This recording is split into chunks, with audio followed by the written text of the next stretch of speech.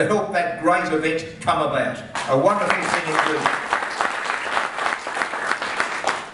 I also acknowledge here my very good friend Michael Christodoulou, who is the National President of the Federation of Cyprus Communities around Australia. And very, very strong supporter, and always has been, of Egypt and the good things that it stands for. And it's great to see you here as well, Michael. And of course, the leadership team of the Australian Egyptian Council Forum, who over the years has been a leadership team in bringing Egyptians into our community, helping new arrivals, and making Australians aware of the thousands-of-year-old history of the great Egyptian civilization. Welcome, of course, His Excellency, the Consul General for Egypt. It's good to see you here, and the community can be very proud of the Consul General. In the short time that he's been here, he's been getting around to all of the events and is well known and well liked in the in political circles and in the diplomatic circles, and of course the Deputy Consul General, who is here as well, who is a great friend to all of us. And so, and finally, but not least of all of our dear friends in the Egyptian Australian community, and I see them here, and I acknowledge and exalt them and praise them and honour them for all of the good work that they do for the Egyptian community and for Australia as well.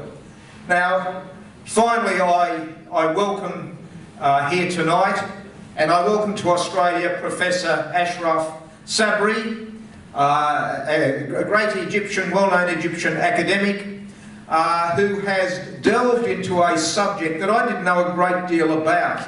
And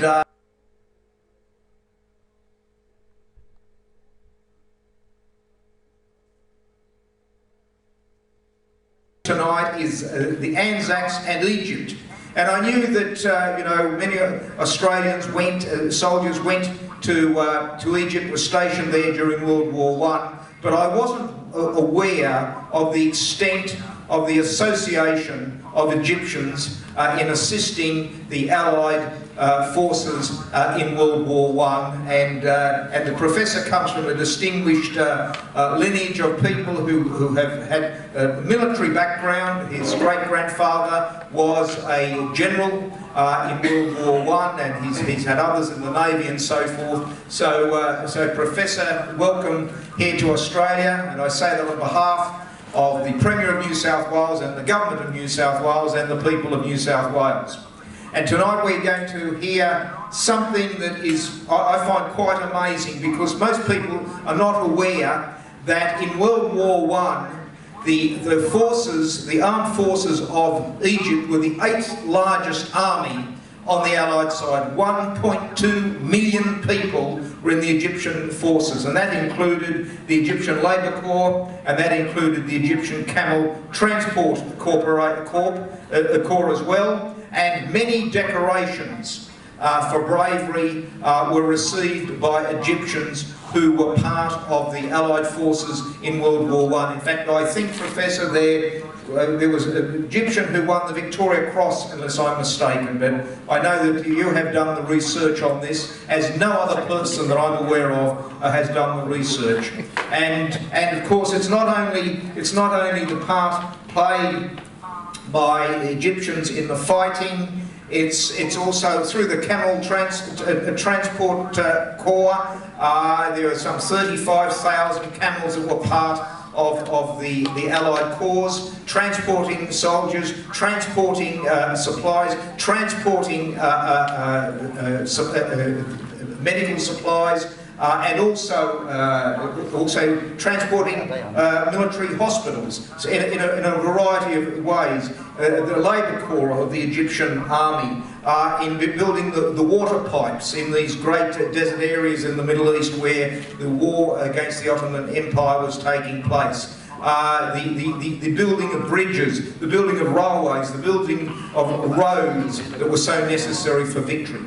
And it's amazing how much the Egyptian army, how many fronts they fought on. For instance, they were there together with Australians and New Zealanders and British and Indians and Canadians and others who were there to defend the taking of the Suez Canal. And they were there to assist in the retaking of the Sinai Peninsula. And they were there to retake Palestine and to relieve Gaza and to relieve the holy city of Jerusalem. They were there going into the Levant, into Lebanon, into Syria, even into Saudi Arabia. There were Egyptians there supporting Lawrence of Arabia in what he was doing during World War I. And so, on all of these fronts, but it was also in Europe as well, where tens of thousands of Egyptian troops and support backup teams were there. They were in France, they were in Belgium, they were in Italy, they were in Greece, they were in Malta.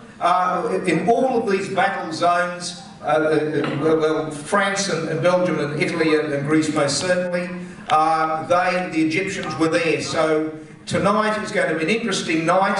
We're going to hear about this. As I say, it needs to be given more publicity, and can I say it is a great honour to be standing here between the flags of two great nations, one of the oldest civilisations in the world, the civilization of the Egyptians that gave the world two of the seven ancient wonders of the world, the Great Pyramid of Giza and the Great Lighthouse of Alexandria. And those two flags, as never before in this present world, represent freedom.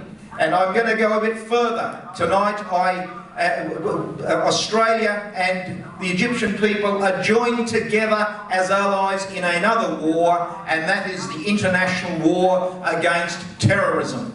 And I exalt and honour President SISI of Egypt for what he has done in taking the strong stand that he has against terrorism.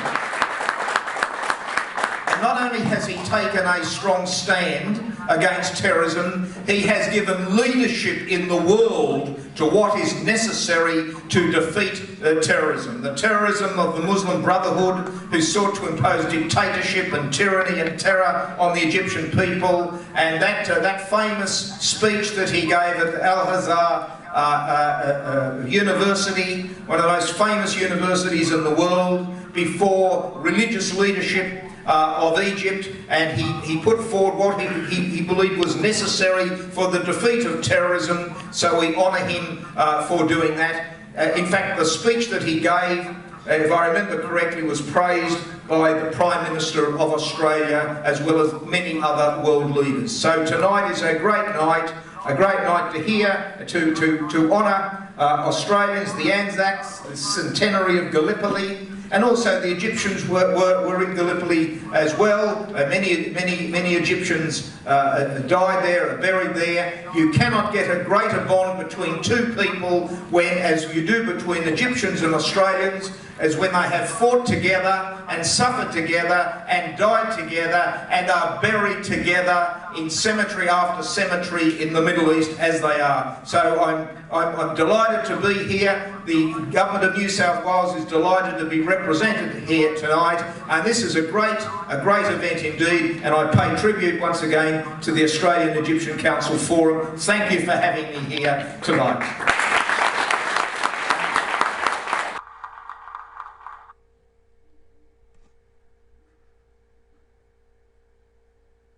Out here in our organization, and by the way, he also stolen the thunder from me because I was about to welcome people here, so he welcomed to you on our behalf. But I just wanted to mention a few names in particular who becomes friends to us for the first time, and Monsignor Brian Reiner, he is chaplain, a retired chaplain of the Australian Coptic.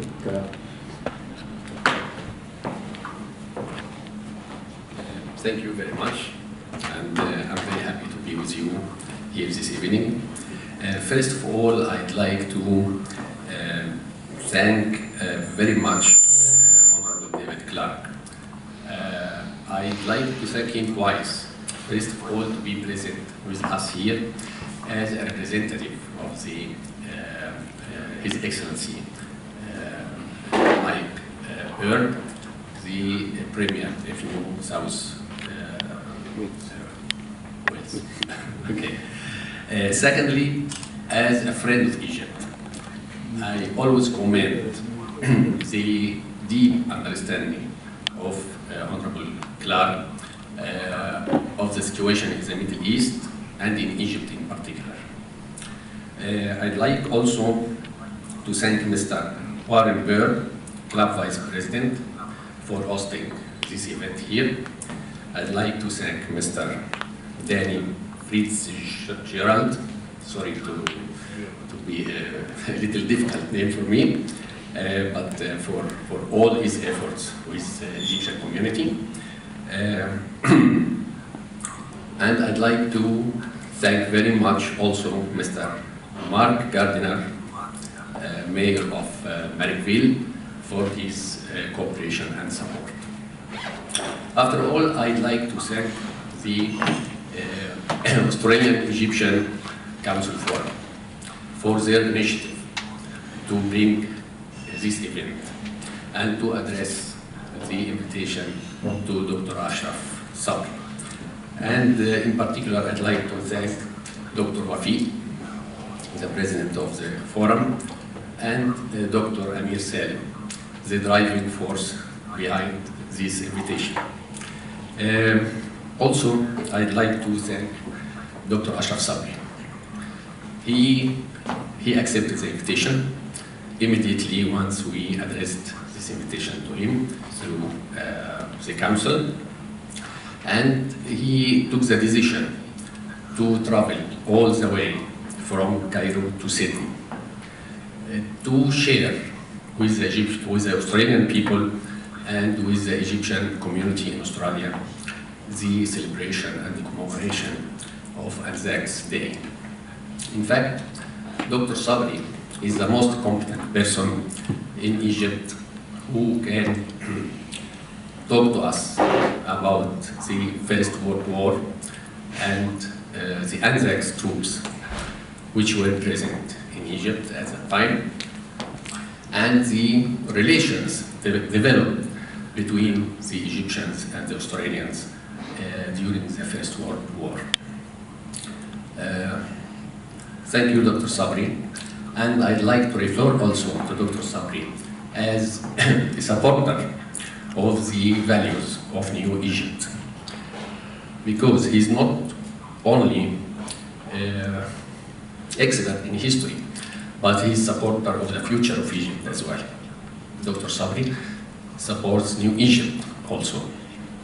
New Egypt, which emerged in June 30, 2013. This is the date of the Great Revolution, which saved Egypt from uncertain and a potential dark future.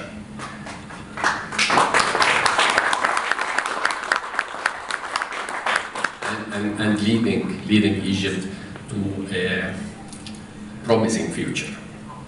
I'm not going to take much of your time because I'm sure you are eager to listen to Dr. Sabri as much as I do. Thank you very much.